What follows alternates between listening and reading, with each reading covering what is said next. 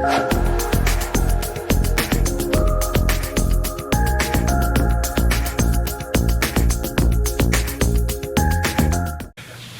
and welcome to Cybersecurity Awareness TV, episode number 485, recorded April 24th, 2026. Join me, Dr. Mac Jackson Jr., speaker, trainer, and advocate for safety in the digital communities. Gear up for a thrilling ride, folks, through cybersecurity tips, news, and gain expert knowledge, become a cybersecurity champion. Remember, folks, you can subscribe and like to the show by clicking below. Find out more about my company and what I do as a cybersecurity consultant by going to my website, and that's at macjacksonjr.com for more information. Folks, in today's episode, we have three segments that are absolutely phenomenal, folks, when it comes to cybersecurity awareness, that you need to spread this information to everybody that you know. First segment, we're going to talk about deep fake job interviews. That's right, deep fake job interviews, when candidates aren't who they say they are. Segment 2, we're going to look at AI cloning again, folks, voice cloning scams, how they're fooling families and businesses nationwide. Folks, we've talked about this for years, but these AI bots are getting even better. And the third segment, we'll talk about the chatbots going rogue. That's right, folks, chatbots going rogue, how AI tools are becoming manipulated by, are being manipulated, that is, by hackers. That's right, folks. AI tools being manipulated by hackers. Folks, we have that for you, and also a surprise to what's going on, an announcement, a big announcement, what's going on with our company on the internet as well, folks. So we'll be right back after these messages. Thank you.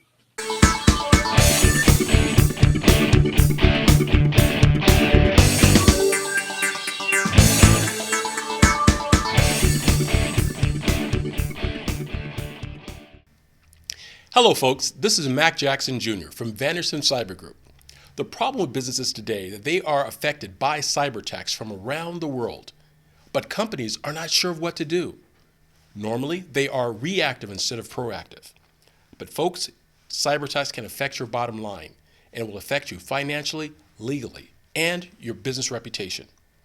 Here at Vanderson Cyber Group, we can help you develop a policy by training your employees on what to do if they are involved in a cyber attack, and how to mitigate it and fight against it. Folks, we call it here #StayCyberWoke. And that's Vanderson Cyber Group here in Las Vegas and around the world. You can reach me, folks, at VandersonCyberGroup.com or my website, MacJacksonJr.com as well. Here locally, 702-868-0808. Give us a call today, folks. We must fight back.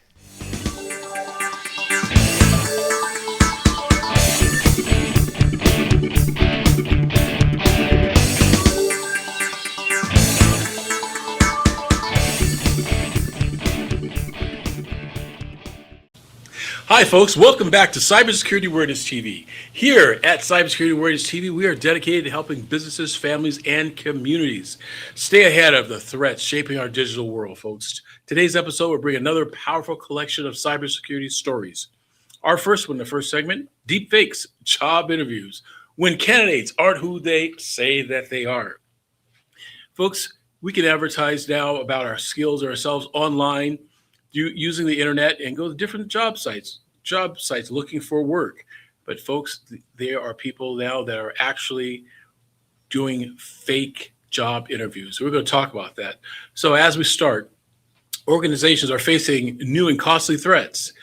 Fraudulent job candidates powered by AI using deep fake videos to systematically create identities. And attackers use this to apply for jobs and play in the role as remote workers. Remember that, folks, back in the day when remote working was a big thing? Well, a lot of these fake interview people are going on and using this as remote workers. They're applying for jobs being partial IT help, which is very, very clear right there, folks, in the financial department and cybersecurity.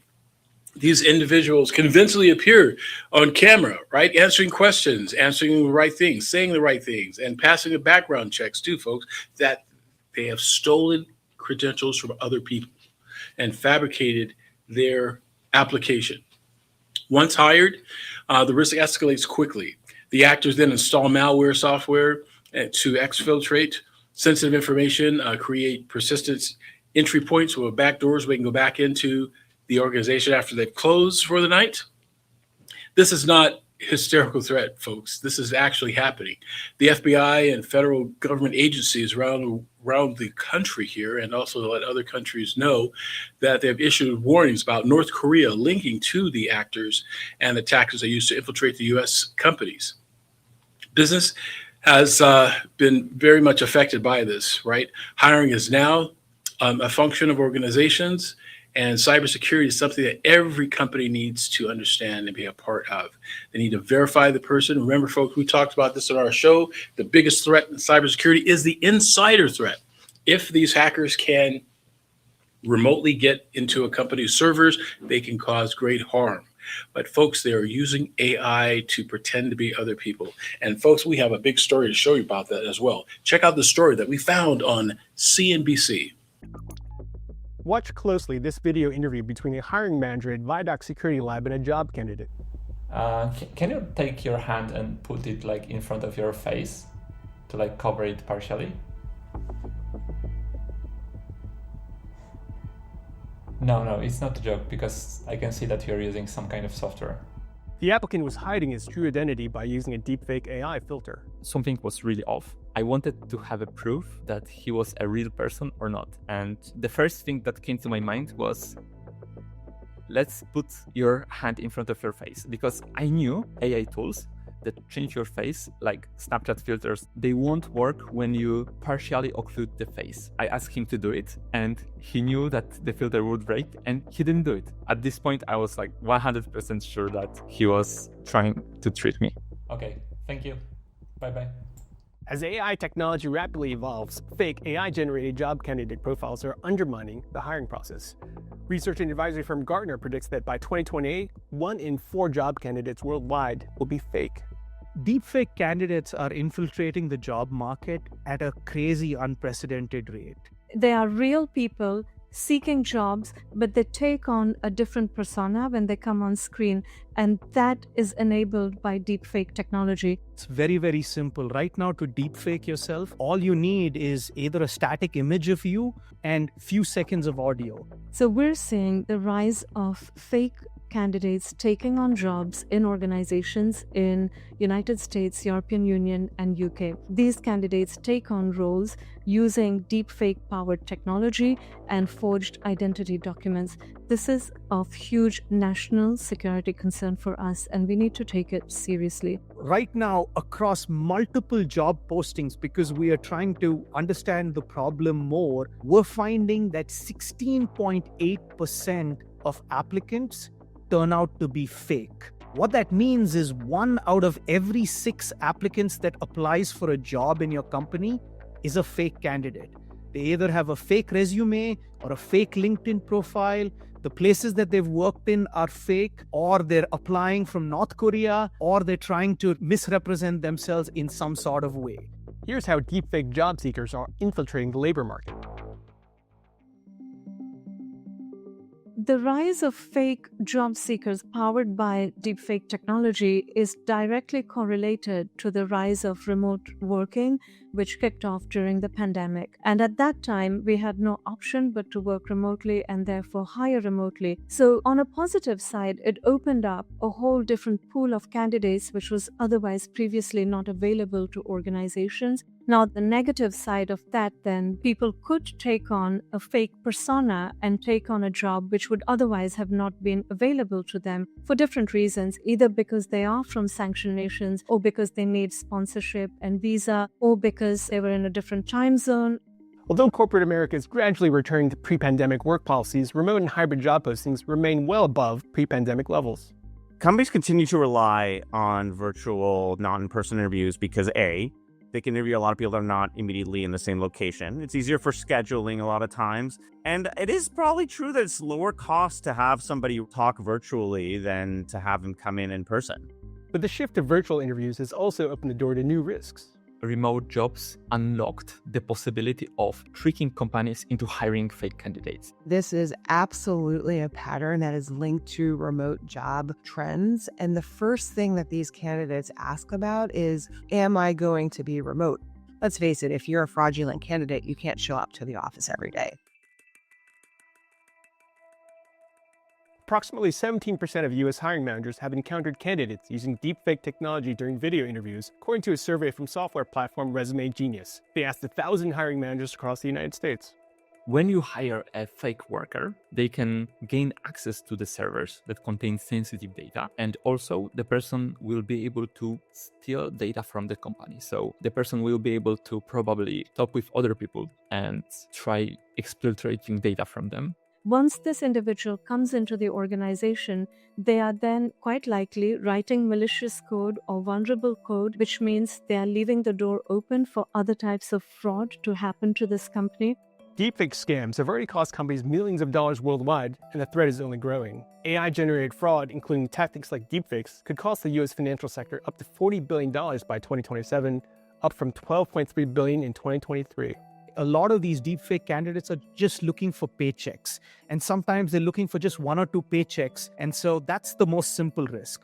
And then in other cases, they're remaining on the books, earning money over time, and sending that money back to wherever is the crime syndicate that they're connected to.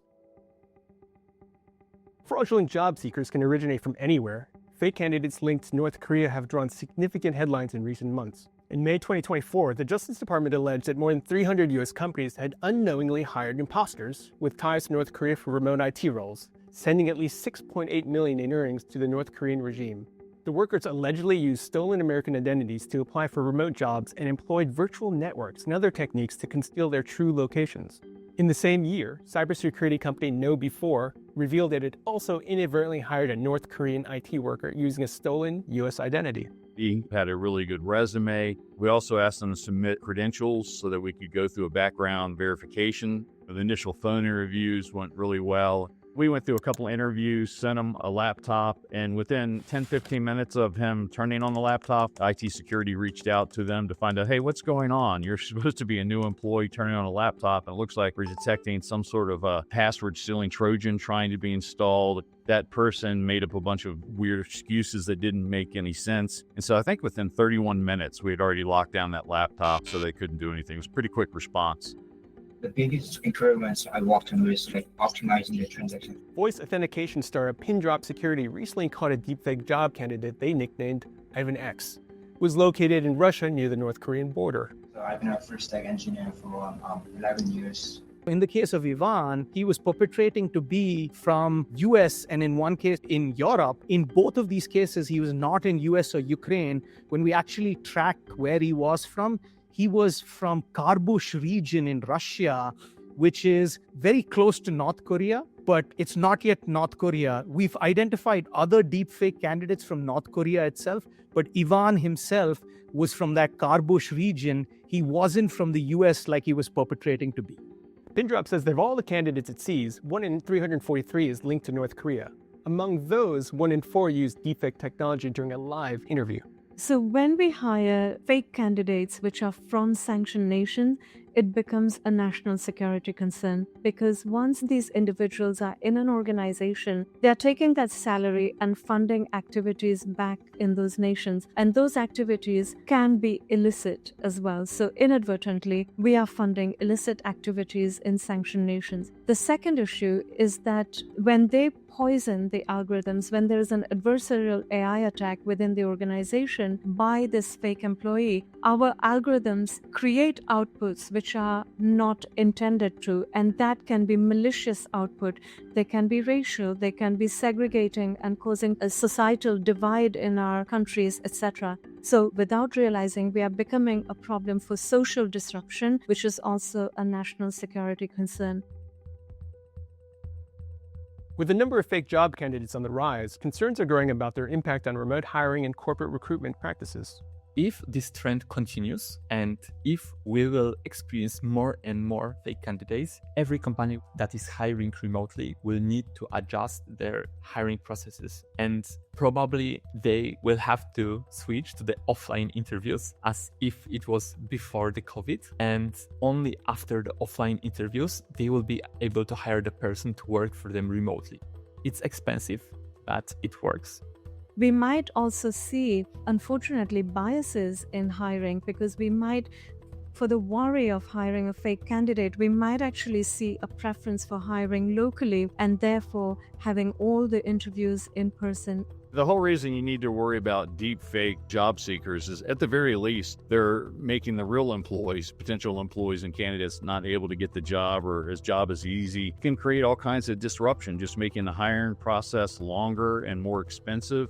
Potentially you could even be applying for a job and someone's not sure whether you're real or not, and you don't even get that call, and you don't know why you didn't get the call. It was all because perhaps they saw something that made them think that maybe you're a deep fake candidate, even when you weren't. The worry you have, of course, is just the cost. It's, do employers engage in less hiring, or just spend a lot more time hiring and therefore able to make less hires? Is it much more frustrating, or does it cost more time or resources for candidates to prove they are real? And I think that's the biggest worry in some sense, is that it slows things down so much that people that would normally get jobs without this issue end up not getting them, because it throws sand in the gears of the process. Folks, an incredible story about the deep fakes and how that works. In our second segment here, folks, we'll look at how AI voice cloning scams are fooling families and businesses nationwide. AI voice cloning has transformed social engineering, which we've talked about for years here at our show. Social engineering, folks, we call it hacking the human, a way of manipulating individuals to giving you their credentials by criminals. These criminals can now replicate person's voice in just seconds of audio that they've collected. They've gotten the voices from social media, voicemail greetings, public videos, and sometimes even talking to people on the streets. With this, they can launch highly sophisticated, convincing scams targeted to families and businesses. Parents receive urgent phone calls, right, that sound exactly like their child in distress. Executives become impersonating of authorization for fraudulent wire transfers. The emotional realism of these attacks bypasses traditional skepticism and drive immediate action, right? They're always looking for urgency, folks. According to the FBI and the Federal Trade Commission, these scams are on the rise as becoming more sophisticated. What makes this a great danger is not just the technology, but the speed. Attackers create urgency, demand secrecy, push victims to act before verifying. The solution requires behavioral shift. That's right, folks, behavioral shift. Think before you click is that we always say, and according to the Federal Trade Commission, think before you click. Families and organizations must implement verification protocols such as safe words that could work, callback procedures, which I like better, and multi-channel confirmation, that is, before any financial incentive action is taken with that phone call. This is a clear example, folks, of how the core message is regarding cybersecurity awareness training. Attackers are not attacking systems anymore, folks. They are attacking people through manipulations. And folks, we found a great story for you too to share with you, coming to us from WWDBTV.com News. Check it out. Night, and we have a warning tonight about a disturbing scam police say they're seeing locally. It's called virtual kidnapping, and it's designed to scare victims into acting fast. WDBJ7's Layla Mitchell explains how it works and what you can do to protect yourself if you fall victim.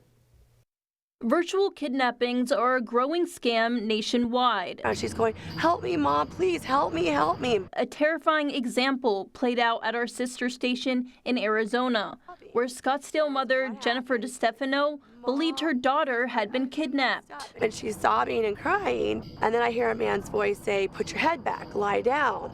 And then I'm like, wait, what's going on? And this man gets on the phone and he's like, "Listen here, I've got your daughter. This is how it's going to go down. You call the police, you call anybody. I'm going to pop her stomach so full of drugs, I'm going to have my way with her and I'm going to drop her off in Mexico." Similar stories popping up in our hometowns. Lynchburg police say scammers don't actually have your loved one, but they want you to believe they do. They really prey upon urgency and fear to convince their victim to unfortunately pay a lot of money sometimes. Scammers often demand secrecy, cutting victims off from help. They don't want you to tell anyone. They don't want you to call the police. They don't want you to call other loved ones to confirm that person is okay.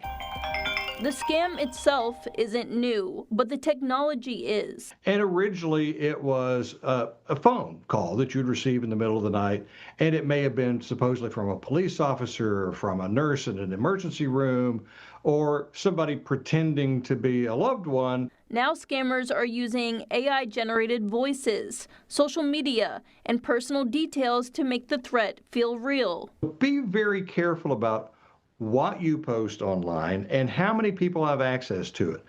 Limit the number of people who can see it. Experts say scammers will try to keep you on the phone and say shocking things to stop you from thinking clearly. But that's when it's most important to pause, ask questions, hang up, and contact police or the loved one directly. In Lynchburg, Layla Mitchell, WDBJ7. Experts also recommend creating a family code word, something only you and your loved ones would know. If a situation like this ever happens, that code word can help you quickly confirm whether the threat is real or is. Folks, definitely stay aware of this, because this is definitely something that will get better and better by the bad guys. But as a society and civilization and in communities, we must be vigilant and use our critical thinking skills, folks. Always think before you click, trust and verify. Call the caller back and make sure you're not a part of the scam. Our third segment. Now, this is where it gets another interesting, how AI is becoming their own Frankenstein, folks. This is chatbots going rogue. Matter of fact, I should call it Frankenstein gone rogue. How AI tools have becoming more away from manipulated by hackers, right? AI chatbots are rapidly becoming a part of business operations, right? The chatbots that we have for customer service, you guys have seen them, right? Daily productivity. However, attackers are finding ways to manipulate these systems through techniques like prompt injection, data poisoning, and malicious input exploitation, right? These are things that we talk about in the world of cybersecurity, that these injection attacks where the hackers can craft input that can override the bot's intended instructions, causing it to reveal sensitive information and perform unattended actions. In other cases, attackers feed poison data into the AI training sets, substantially influencing the output over time, right? Remember, it's not an attack, it's a campaign. They will take their time to attack a system. The result can be misinformation, data leaks, or compromised business decisions, perhaps. Organizations deploying AI must understand that these tools are not just inherently secured, right? Don't just assume that these tools that you have within your system as chatbots are secure. Matter of fact, I would also interject here and say, if you're working if you hired a third-party tool to be a part of your website, make sure you contact that third-party company and ask them, what is their cybersecurity policy if they were to get hacked? And what kind of assurance can they give you that their tools are safe? And then, of course, contact your legal team and your cybersecurity liability insurance policy as well to see if that's also included, because if that was a cause of an attack, you could be liable yourself for this. They require, like I said, there's talk of having more governments involved in it, which needs to be done, monitoring these types of tools, and restricting access control. Security teams should treat these AI systems as part of an attack surface and implement safeguards such as input validation, output filtering, and of course, continuously auditing this information. This segment reinforces the critical leadership message, folks. All organizations, if you are using an AI bot, you need to make sure that it is audited, that it is protected, and there are cybersecurity policies that third-party company has implemented to protect your data. As businesses adopt AI, cybersecurity must evolve alongside of it. Absolutely. Folks, for a final story that we found for you, check out this story we found for you coming to us from CBS Morning News. This morning, China is accused of using AI to spy on tech companies, financial institutions, and government agencies. It's all from the AI firm Anthropic, which says its own AI software was used in the first documented case of a worldwide cyber attack with minimal human involvement. The AI is doing the work. And the only reason we know about this is because of Anthropic. They chose to go public. CBS News contributor Chris Krebs is the former head of the federal government's cybersecurity agency, and he joins us now. Chris, thank you very much for being here. You texted me about this yesterday. You think it's a big deal. Tell people what Anthropic is and why this is such a big deal. Well, look, if you've heard of OpenAI and ChatGPT, then you already have a good sense of what Anthropic does. It has a very popular AI agent known as Claude, which was, in this case, abused, as you mentioned, by a Chinese threat actor. Claude is an AI agent that helps organizations with coding, with research, with automating certain tasks. So what we saw here was, as you mentioned, this Chinese actor that jailbroke, that overcame the safety guardrails that Anthropic had put in place, that then automated it to go after about 30 companies globally. So is it an isolated incident? Is this a one-time thing or a preview of a future that's quite dark, actually? Yeah, I think it's the latter. I think that this is a sign of things to come. As security experts, we've been talking about events and attacks like this for close to a decade, and to see it actually come into life like this, as I sent you the note yesterday, it's pretty chilling, and there's a lot of work we have to do in the near future, I think, to stem the flow. So let's talk about that work. What needs to happen for governments, for companies to be prepared to block this, to stop it? Well, first, I think we need to have an environment in place that encourages more organizations like Anthropic to share like this. Anthropic has a safety first principle that put them in a position where they could share this information with the public, share it with the government, and get as much information out there as possible. The second thing we need to do is ensure that the defenders at potentially target organizations that are running security organizations have indicators that they can pull in and they can look for activities to detect and stop attacks. And then I think finally, we really have to make sure that between government and industry that there's a safe place to come together and talk about these events and ensure that we're lifting the entire ecosystem. And one place that has a lot of potential to invest in is the Center for AI Innovation and Standards over at the National Institute of Standards and Technology. I think we've got to go full in because it's going to be a long road ahead of us, and more bad guys will take advantage. Really critical information at an important time. Chris Krebs, thank you very much. Yes, folks, as that last segment showed, Frankenstein is definitely out of the laboratories and now into your servers and playing as a chatbot tool, chatbot agent. Interesting. Well, folks, like we always say here, criminals always look for ways to find gaps in your systems to exploit you, always. And we always say here on the show, remember, you must protect yourself and others and your family and your friends by treating cybersecurity as a priority in your organizations. They only need to get it right once, folks. Well, we must get it right every time. As we close today's episode, one message that I'd like to say to you folks is to stay alert. These threats that we've demonstrated in this episode are not technical. They are strategic, calculated, and designed to exploit human trust. That's what it's about, folks. It's hacking the human. From deepfake videos used in job candidates to cloning voice and manipulating AI systems, we all are witnessing the shift in cyber crimes operations because these criminals, folks, this is what they do full time. Find out ways to exploit and extort you.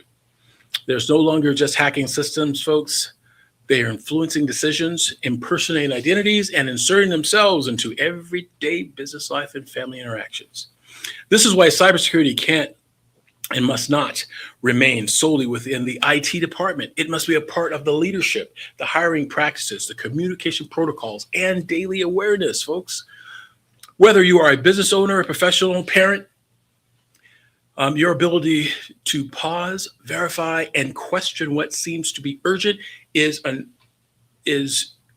needed, and it needs to be strong and defensible. Folks, technology will continue to evolve.